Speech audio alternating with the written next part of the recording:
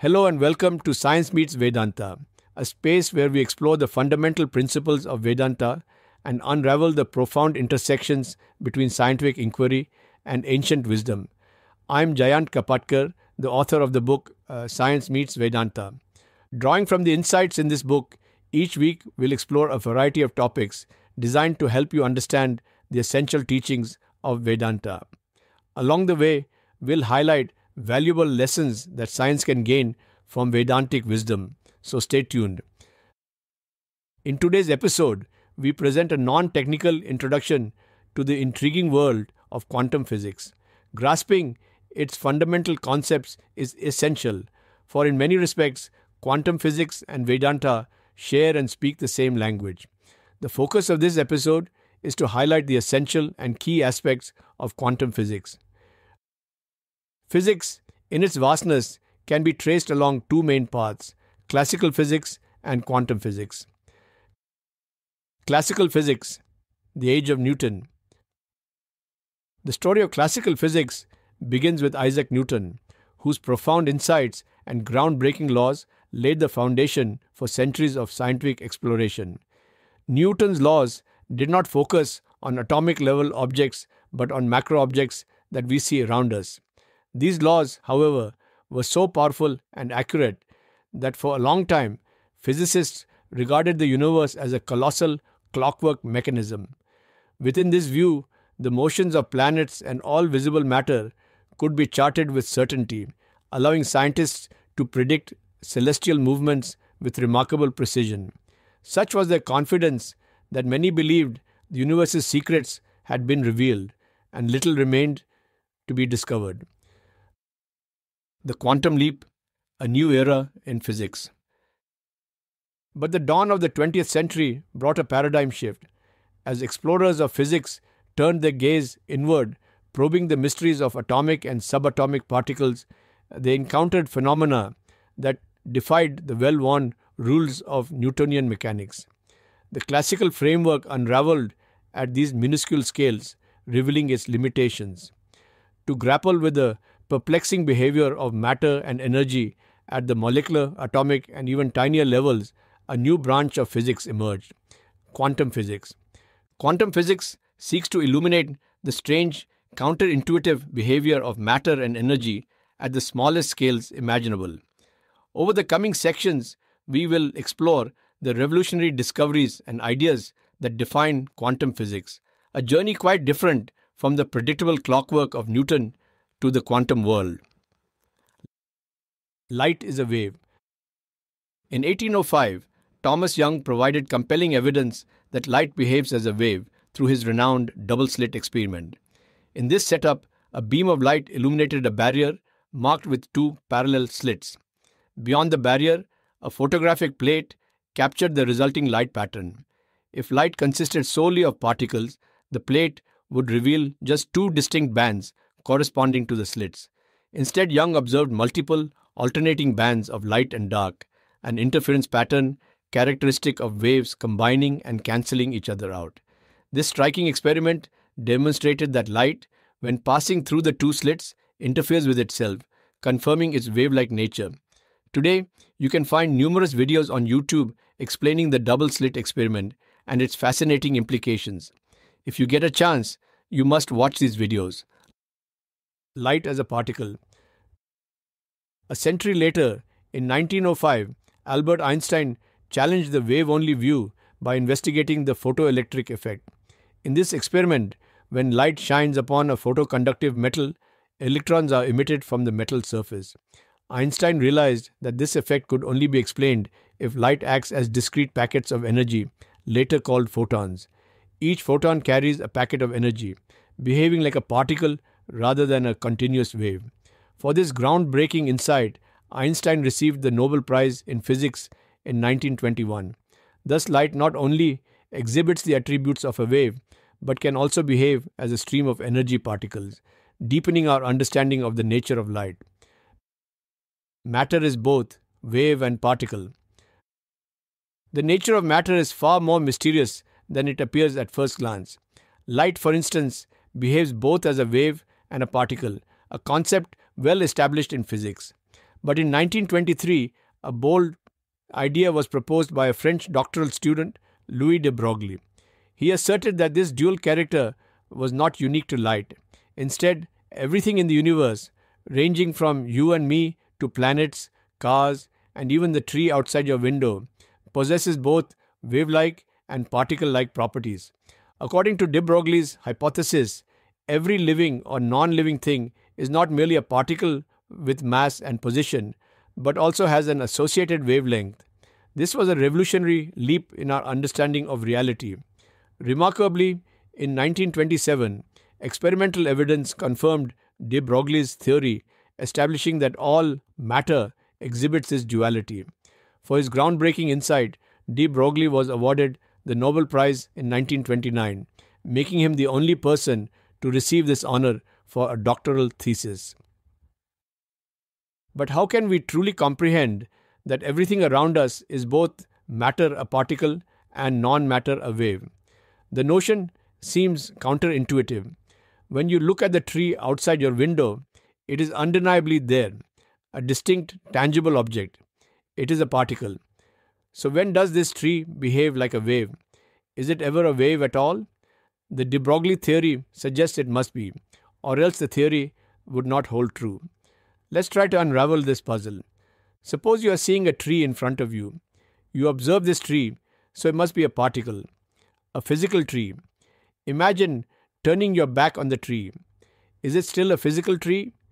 Can you even be certain it exists in the way you perceive it? Without seeing it, you cannot be sure. Perhaps the tree has become a wave. This way of thinking can be extended to all objects in the universe, living or non-living, near or far. Suppose you are having a conversation with a friend. While you are face to face, your friend seems completely like a particle, physical being. But as soon as you leave the room and cannot see him, does your friend transform into a wave? When you return and see him again, do they revert to being a particle? This may sound bizarre, but such paradoxes lie at the heart of quantum physics. You might even ask your friend, "Were you a wave while I was gone?" They might laugh or think you're joking, but out of politeness, they'll likely insist they were always a particle. Perhaps your friend would turn the question back to you. "I didn't see you when you left. Were you a wave until you came back and I saw you again?" It's a reasonable question. While you were apart, both of you could, in some quantum sense, consider the other as a wave. These thought experiments imply something profound. Anything in your direct experience appears as a particle, but outside your presence, unobserved, it may exist as a wave. Your observation seems necessary for something to appear as a particle. This is an important implication of de Broglie's theory. But can something truly be both a wave and a particle at the same time? Or must it be one or the other, depending on whether it is being observed? If the tree is a particle when you see it, can it simultaneously be a wave? Science has yet to provide a clear answer. Here's something to ponder. If an object is a particle, where does the wave nature reside? Is the wave an intrinsic part of space and time, or does it inhabit some other realm entirely? De Broglie's theory raises more questions than answers. The mysteries of how matter can be both wave and particle continue to challenge and fascinate scientists. We would be discussing these issues in the coming episodes. Schrödinger's wave function. Just as Newton's laws of motion are foundational to classical physics, Erwin Schrödinger's wave function lies at the heart of quantum physics. Let's break down what this means in simple terms. 1. What is Schrödinger's wave equation? Schrödinger's equation is a mathematical formula that describes how physical systems behave.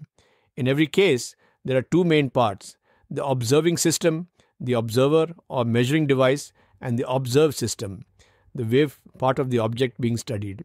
According to the wave-particle duality proposed by de Broglie, everything in the universe behaves both like a particle and a wave. Schrödinger's equation specifically describes the wave aspect of these objects. We are interacting with its wave function, the mathematical description of its wave-like behaviors. 2. Standing waves, not traveling waves. Schrödinger's equation only describes standing waves, not traveling waves. A traveling wave is what you see when you throw a stone in a pond and the ripples move outward. In contrast, a standing wave bounces back and forth in a confined space, like the vibration of a guitar string or echoes between the walls of a room. Electrons in atoms act like standing waves because they are restricted within the boundaries of the atom. For us to observe these standing waves, the system needs to be enclosed in some way. 3. A universal equation for all standing waves. Schrödinger's wave equation is a generic equation which represents all the possible standing wave functions in the universe. The main variables of Schrödinger's wave equation are time and energy.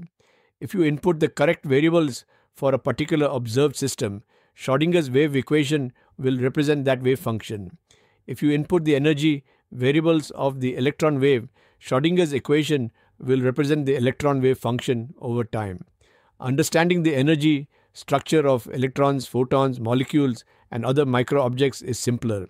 Macro objects have more complex wave functions and are much more difficult to understand. In conclusion, we may say that Schrödinger's wave equation is applicable in every wave function, both simple and complex. The only limitation is that science still does not understand the input variables needed for the complex waves representing macro objects like you and me, or cars and planets. 4. From wave function to probability. You can convert Schrödinger's wave function into a probability wave function by squaring the wave function. The probability wave function contains all the possible outcomes. There could be unlimited possibilities. To explain this, the famous Schrödinger's cat example is given. A cat is enclosed in a box which contains a vial of poison attached to an atomic trigger. The atomic trigger can randomly trigger the poison vial. If the poison vial breaks, the cat will be dead. One is never sure if the cat is dead or alive at any given time. As per the probability function yielded by Schrödinger's equation, the cat could be dead or alive, and it could also be half dead or half alive, 1/3 dead or 2/3 alive, and all the other different possible mixes of ratios between dead and alive. It has many possibilities. All these possibilities are within the cat wave function. 5. The role of observation, collapse of the wave function. A critical aspect of Schrödinger's equation is the observing system. When an observer interacts with the observed system, say by opening the box to check on the cat, the wave function instantly collapses to just one of the possible outcomes. If you see the cat alive, all other probabilities disappear in that instant. Before observation, the cat exists as a mixture of possibilities. After observation, only one reality remains. This collapse only happens in the presence of an observing system. Without an observer, the physical system remains in its wave-like state, holding all possibilities at once. Once observation occurs, the system chooses one outcome. 6. The chain of observation. Another important aspect of the physical system for Schrödinger's wave equation is the observing system. When this observing system interacts with the observed system at any given time, the wave function of the observed system collapses to only one of the logical possibilities at that given time. In the example of Schrödinger's cat, if you open the trapdoor to see the cat will be alive or dead. If it is found alive, all the other possibilities become zero. In other words, when the observing system interacts with the observed system, the wave collapses to one of the possibilities for that given time, and then all the other possibilities have a zero chance of occurring. Till the trapdoor is opened, the cat is in a waveform with infinite possibilities. When the door is opened by the observing system, the cat wave collapses into being alive, and then all the other possibilities become zero. Here is a direct hint that the wave function only collapses in the presence of an observing system. If there is no observing system, the observed system will continue to be a wave function. Before interacting with an observing system, the observed system is a wave, and the moment after interacting with the observing system, the observed wave function collapses to become a particle. If you take the broader viewpoint, you will realize that the photographic plate in the double-slit experiment itself is matter, and therefore it also has a wave function. So what observing system collapses the wave function of the photographic plate? The logical answer would be your eyes. But the eye is also matter, and therefore it also has a wave function. So what observing system collapses the wave function of the eye? The answer would be your brain. But the brain also is matter, and therefore it also has a wave function. So what observing system collapses the wave function of the brain? I think that at this point, science has come to the end of the road. It cannot explain what or which observing system collapses the wave function of the brain. What is this ultimate observing system which finally collapses all the wave functions? This is an unanswered mystery of quantum physics. In summary, Schrödinger's wave function is a powerful tool that describes the strange probabilistic nature of the quantum world.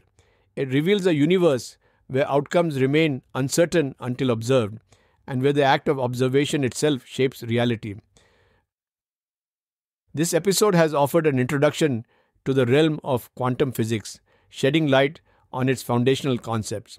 Yet, it has also unveiled many unresolved questions, such as the very nature of waves, the ultimate observing system. In future episodes, we will journey further into these profound mysteries, guided by the timeless insights of Vedanta to enrich and deepen our understanding. We hope today's episode has sparked your curiosity about quantum physics. If you'd like to dive deeper, visit our blog at vedantaandscience.com or find my book Science Meets Vedanta on Amazon. Be sure to subscribe so you won't miss upcoming episodes. If you enjoyed this episode, please share it with your family and friends. Thanks for joining us. See you again soon.